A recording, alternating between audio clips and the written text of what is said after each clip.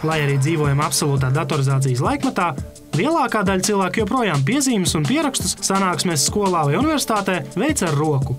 Lapa pie lapas, klade pie klades, un drīz vien mūsu lekciju konspekti pāraug nepārskatāmā informācijas jūklī. Gluži vai neticās, kāpēc tikai tagad nejauši atklājām OneNote aplikāciju, kas informācijas pierakstīšanu pārvērš pilnīgi citādākā, daudz racionālākā procesā. OneNote ir elektroniska klāde, vai principā klāžu bibliotēkā.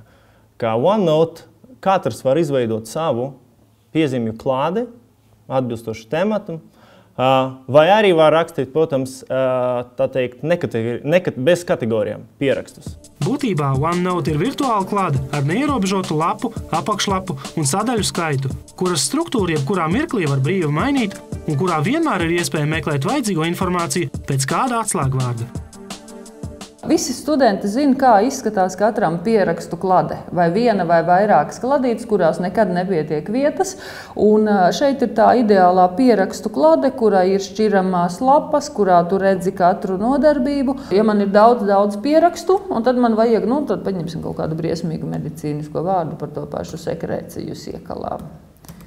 Un ierakstot tātad tik līdz es to vārdu rakstu, tā man jau redz meklētājs met laukā, kur viņš vispār ir pieminēts, un tad es varu iet un meklēt un skatīties tajā nodarbībā, kur viņš ir. Tā ir lieliska lieta.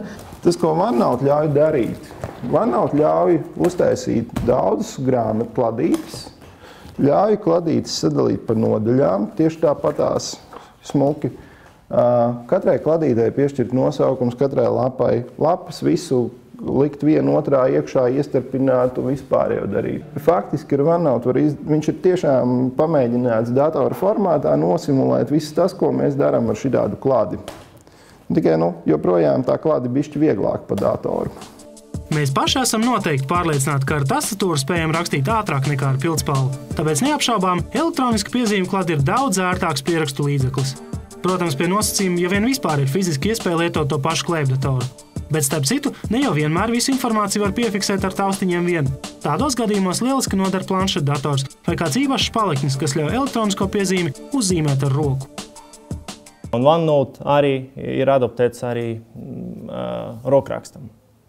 Tad mēs varam rakstīt visāda veida informāciju, formatēt, kā mums ērtāk, ļoti ērti pie tām ir atrast komandas, lai mēs varam ātri uztaisīt to formatējumu. Piemēram, ātri rakstot pierakstus, izveidot tabulu, būtu, piemēram, Wordā diezgan sarežģīti. Ja? OneNote ir domāts tādiem, tur ātri ar taustiņu kombināciju izveidot tabulu, izveidot bullet points, pievienot dažāda veida atgādinājumus vai tādas atzīmes mūsu pierakstiem. Tāpatās tas ļauj, kaut ko zīmēt, jebkurā vietā uz OneNote lapas zīmēt, rakstīt tos tekstu, izkārtot kā vien vajag. Viņam nav tā, kā mēs esam pieraduši Wordā, ka viss ir strikti uz leju un nekā savādāk, tad viņam tas nav. Viņam raksti vienā vietā, otrā raksti vienu otram virsū, nekāda problēma. Kas ļauj darīt tieši to, ko mēs darām ar pildspalvu uz lapas. Mēs rakstam tā, kā mēs redzam. Ja, pasniedzējs uz tāfeles zīmē tur tā un rakstu šitā, tad mēs varam īstenībā to visu tur tajā OneNote izdarīt. Tik jautājums, pēle laikam nav tas, ar ko var zīmēt. Tad tur vajag kaut kādu citu instrumentu. Ievadīto tekstu, pievienotos attēlus var brīvi pārvietot, formatēt, mainīt izmērus, krāsu, šriftu. Pie teksta var pielikt dažādas tabulas, ikonas, norādes, atgādinājumus. Iekopējot tekstu vai bildi no interneta, automātiski līdznāk arī norāde, kur saturs paņemts. Man baigi patīk šī logo. Es gribu arī tādu bildi, kā es varu izmantot. Viens no variantiem, ja es runāju par to darbu ar ekrānu, ar bildēm, ja es varu paņemt un izgriezt. Ja, piemēram, un tā es smuki ievietoju sev bildi, pat ar noradi, no kurienes es to izkopēju, ja, no kāda raksta un tā tālāk. Ja bildē ir redzams teksts, tad programma to spēja automātiski atpazīt un dod iespēju jums to rediģēt tālāk pēc saviem ieskatiem. Pie piezīmēm var mierīgi pielikt klāt arī vajadzīgos failus, lai tie vienmēr būtu par rokai. Šī ir tikai maza daļa no tā visa, ko iekš OneNote var paveikt. Turklāt būtiski, ka ar šīm piezīmēm mēs varam strādāt pat no dažādiem datoriem, un vienu to pašu elektronisko piezīmju kladi kopīgi varam lietot arī vairāki lietotāji. Atliek vien koplietojamo piezīmju kladi izvietot tīklā un dot citiem piekļūt. Arī mani pārējie komandas biedri var ātri sākt strādāt kopā ar mani, aizejot uz to internetu lapu. Viņi var sākt strādāt vai no internetā, vai atvērt savu OneNote, tad viņu datora aplikācijā lejupielādēs to klādi. Un turpmāk mēs visi kopā strādāsim tādā sinhrona veidā. Tikko viens pievienoja savas piezīmes, citi, tas notiks sinhronizācija, un citi arī redzēs tas izmaiņas. Ja? Un pie tām tas OneNote tieši